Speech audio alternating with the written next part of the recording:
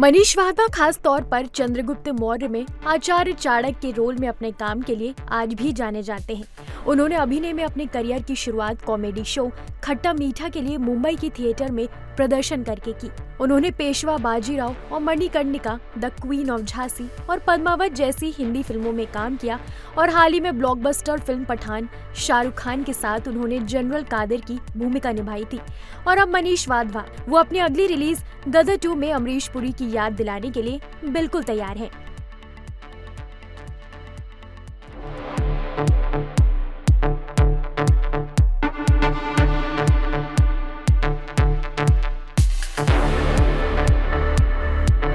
भाई हम यहाँ से बोल रहे हैं कास्टिंग करनी है, आजा करना है भाई।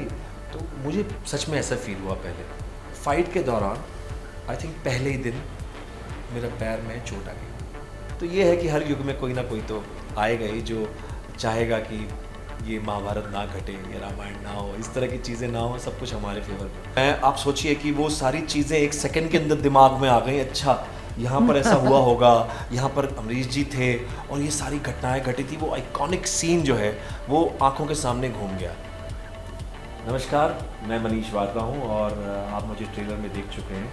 चैनल हामिद इकबाल जो आपने पकड़ लिया और आप देख रहे हैं इंडिया टीवी शो।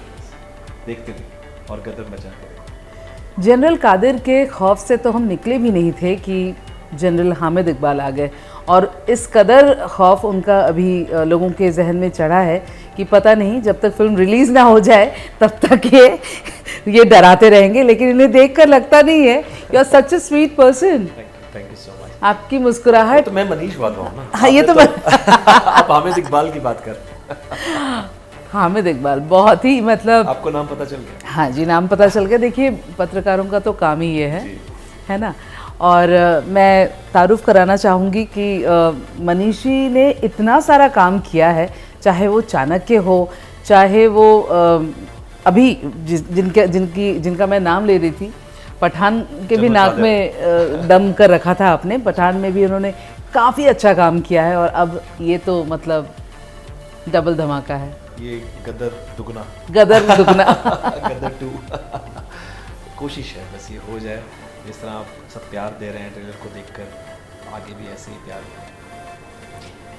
दें। जब वही है, हर कोई ये बात कह रहा है कि अशरफ अली जो है वो भी काफ़ी मतलब मुझे लगता है अगर किसी ने तारा सिंह को याद रखा होगा या सकीना को याद रखा होगा तो अशरफ का जो खौफनाक अंदाज है उसे भी याद रखा होगा। बिल्कुल, अशरफ अली को कौन भूल सकता है, सवाल ही बदले। अमरीश जी ने किया हुआ है तो अपने आप में एक ऐसा रोल है जिसे मेरे भी जहन से अब तक नहीं गया। अभी मैंने 9 जून को फिर देखा, फिर मुझे ऐसे रियलाइज़ हुआ वो इतने जीवंत और इतना कमाल का कैरेक्टर है। ये विलन की जिम्मेदारी ईश्वर ने मुझे दी है कि भैया आगे देखो क्या होता है, देखते हैं इसका। लेकिन थोड़ा किरदार अलग है। हाँ, और किरदार अलग है। वो तो एक पिता थे, उनके अंदर सकीना के पिता थे, और वो विलन वो एक कहानी ही अलग थी क्योंकि पिता के तौर पर जो उन्हें करना था उन्होंने किया, उसमें ग्रे शेड की है। लेकिन ये जो जनरल है ये तो इसे दया बिल्कुल नहीं है इनके पास। बिल्कुल नहीं है। उसका सिर्फ एक ही मकसद है, तारा सिंह का बेटा उत्कर्ष यानी जीते और हिंदुस्तान। मतलब अब तक हिंदुस्तान के लिए अच्छा बोलता रहा मैं इस कैरेक्टर के थ्रू। आई डोंट नो अब हिंदुस्तान के खिलाफ नहीं, हिंदुस्तान के खिलाफ हाँ वो कैरेक्टर ऑफ कोर्स है, पाकिस्तान से है तो डेफिनेटली वो कैरेक्टर उस तरह से हिंदुस्तान के खिलाफ है।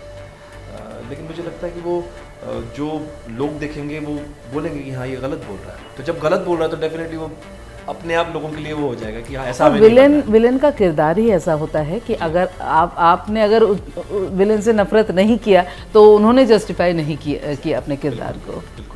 तो उस वक्त तो अगर 30-35 साल पहले करते तो जूते चप्पल पड़ जाते इस बार लेकिन गालियाँ तो मिलेंगी, गालियाँ तो पड़ेंगी। मुझे याद है जब गदर का एक इवेंट था और अमरीश पुरी का नाम आते ही सनी देओल की आंखों में आंसू आ गए थे। वो आज भी कहते हैं कि मतलब अमरीश जी। तो जब आप शूट कर रहे थे फिल्म को, वो माहौल वहाँ पर कितनी ऑब्वियसली आप लोगों ने मिस किया होगा। शूट से पहले भी ना, मैं आपको बताऊं, शूट से पहले जब मैं उनसे मिला ना, तो उन्होंने मुझे पहला जो वर्ड्स कहे, उन्होंने बिल्कुल यही कहे थे कि मनीष जी, मैंने आपका काम देखा है, आप अच्छा काम करो, लेकिन ये गदर है, उसमें अमरीश पुरी थे, आपको लगता है आप ये रिस्पॉन्सिबिलिटी निभा पाएंगे, आप ये कर पाएंगे? तो ये आप समझ सकते हैं कि वो सनी पाजी अमरीश जी को कितना, कहाँ तक बिल्कुल बहुत प्यार करते हैं। मनीष जी, यहाँ तक पहुँचने का रास्ता जो है, कहीं उड़ती उड़ती खबर कानों तक आई थी कि ये साउथ के ज़रिए जी हुआ है, बिल्कुल है ना? आपने एक बहुत ही ज़बरदस्त किरदार निभाया नानी के ऑपोजिट। जी, श्याम सिंह रॉय जी। तो वो कहते हैं ना कि मतलब काम ही काम को खींचता है, तो वो कब वो मौका मुझे बताइए, वो वक्त बताइए कि कैसे ये मुझे हुआ। कॉल आया तो मुझे लगा प्रैंक है ये कॉल। जैसे जनरली एक एक्टर को लोग कभी दोस्त भी कर देते हैं, हाँ भाई हम यहाँ से बोल रहे हैं, कास्टिंग करनी है, आजा, करना है भाई। तो मुझे सच में ऐसा फील हुआ पहले, बट वो 2, 3, 4, 5 लाइनों के बाद ही मुझे लगा नहीं यार, शायद ये प्रैंक नहीं है, ये रियल कॉल है। एंड मैंने कहा ठीक है। उन्होंने मुझसे पूछा कि आपको कुछ दिन देने होंगे, हमें लगता है कि आप बिज़ी हैं, कहीं से हमें सोर्स से पता चला है, किसी मैनेजर ने कहा है आपके। मैंने कहा मेरे मैनेजर ने कि आपके पास डेट्स नहीं हैं और हम आपको पिछले 4 महीने से फॉलो कर रहे हैं। मैंने कहा अच्छा, मेरे मैनेजर ने कहा है आप 4 महीने से फॉलो कर रहे हैं, ऐसा कुछ नहीं है, मैं ज़रूर करूँगा। तो ठीक है, आप हैदराबाद आ जाइए, मिलिए। मैं जाकर मिला और मुझे वो फिल्म मिल गई। अब देखिए, काम, जैसे काम की बात कर रहे हैं, वहाँ फाइट के दौरान आई थिंक पहले ही दिन मेरा पैर में चोट आ गई, जो फाइट मास्टर ने देखा चोट आई। उसके बावजूद वो फिल्म, हमारी शूटिंग कैंसिल नहीं हुई, हम 5 दिन आगे और एक्शन करते रहे, जिसमें मेरा पैर जो है वो टूटा हुआ है। तो शायद वो बात अच्छी उनको लग गई कि मेरा काम के प्रति वो, हाँ, कि काम के प्रति अपना लगाव। और वो देखिए, एंड ऑफ द डे मैं बताऊँ, काम लगाव तो सभी का होता है, शायद उनको मेरा काम अच्छा लग गया।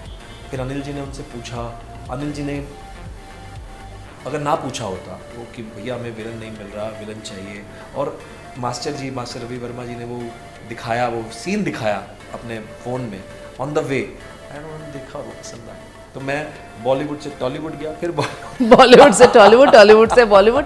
अच्छा मनीष, अनिल शर्मा ने ही कहा था कि गदर जो थी वो रामायण थी, क्योंकि तारा सिंह सकीना को घर लेकर आए वापस, और गदर 2 जो है वो महाभारत है, क्योंकि अभिमन्यु जो है वो वहाँ फंस गया है। तो इसे आपका नज़रिया क्या है? बिल्कुल सही है, ऐसा ही है बिल्कुल, लेकिन वो रावण और कंस तो हर जगह है। पहले भी रावण, ये हर युग में रहेगा, हर युग में है। तो पहले रावण थे हमारे अशरफ अली, तो इस बार आप समझिए कि कंस होंगे। तो कंपेयर तो नहीं हो सकता। तो ये है कि हर युग में कोई ना कोई तो आएगा ही जो चाहेगा कि ये महाभारत ना घटे, ये रामायण ना हो, इस तरह की चीज़ें ना हो, सब कुछ हमारे फेवर में, पर होता नहीं, जीत तो भगवान की है। बिल्कुल। और आज़ादी के दिन के मौके पर उसके आसपास ये फिल्म रिलीज़ हो रही है।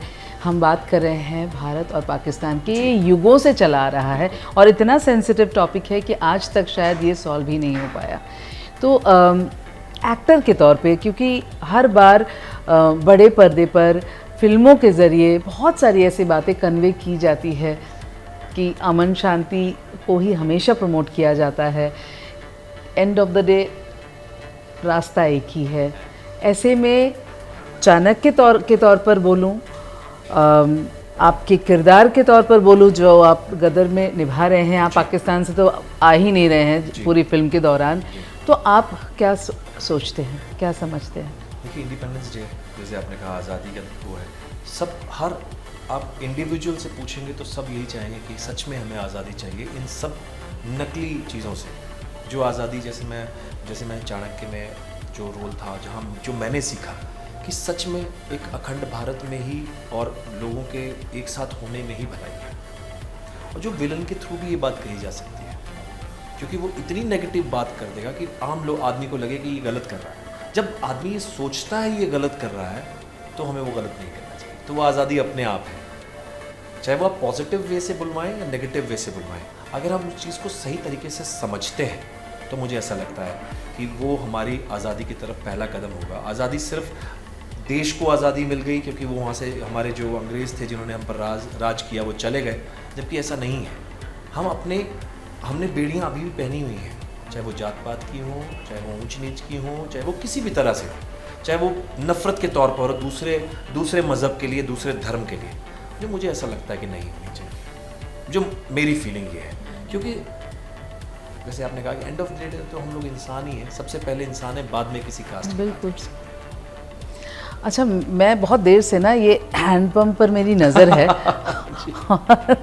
ये तो उन्होंने बड़े मुश्किल से उठाया था, मैंने आसानी से उठाया नहीं, आपने उठाया, उखाड़ा नहीं उखाड़ा नहीं, मैंने उठाया। Point to be noted. तो इसकी कहानी मुझे बताइए, क्योंकि आपने इसके आसपास ये जहाँ था गदर में शूटिंग की है। जी, जी, जी। तो इसकी ये मेरा पहला दिन था। हाँ जी। जिस लोकेशन पे ये shoot I want you to hold this. जो आपने पहली गदर में देखा था हैंडपम्प उखाड़ा गया था, तो ये उसी लोकेशन पर मुझे अनिल जी ने और पूरे खड़ा कर दिया कि भैया स्टार्ट तुम यहीं से करो। What a day। तो मैं, आप सोचिए कि वो सारी चीज़ें एक सेकंड के अंदर दिमाग में आ गई। अच्छा, यहाँ पर ऐसा हुआ होगा, यहाँ पर अमरीश जी थे और ये सारी घटनाएं घटी थी। वो आइकॉनिक सीन जो है वो आंखों के सामने घूम गया। अब आपको करना है अपने उस सीन के हिसाब से, अपने हिसाब से कि अब आप जनरल हैं, आपके पास सारी पावर है और सामने ये लोग हैं, अब क्या करें। तो वो हैंडपंप अंदर उखड़ रहे थे बहुत सारे तो ये हैंडपम्प का बहुत अहमियत है और मुझे लगता है ये आइकॉनिक है। जैसे आप मतलब हम सभी जानते हैं कि जितनी फिल्में बनी होंगी अब तक, उनमें से गदर का कोई कंपैरिजन नहीं है। और गदर को अगर कोई 1 नॉच ऊपर कर सकता है तो गदर ही कर सकता है। गदर दुगना है ना, दुगना। तो ये इस दुगनी बात को या दुगने शॉट को देखने के लिए हम सब तैयार हैं और बहुत एक्साइटमेंट है मनीष। इतनी एक्साइटमेंट है मैं बता नहीं सकती। जहाँ मतलब एक होता है ना, ये देखनी है ये फिल्म, तो इस एक्साइटमेंट के साथ और इसी जज्बे के साथ हम सब ये फिल्म देखें और बहुत सारा प्यार मनीष को दीजिए क्योंकि उन्होंने बहुत ही ज़बरदस्त और मुश्किल कमान संभाल रखी है ना। थैंक्स। थैंक्स।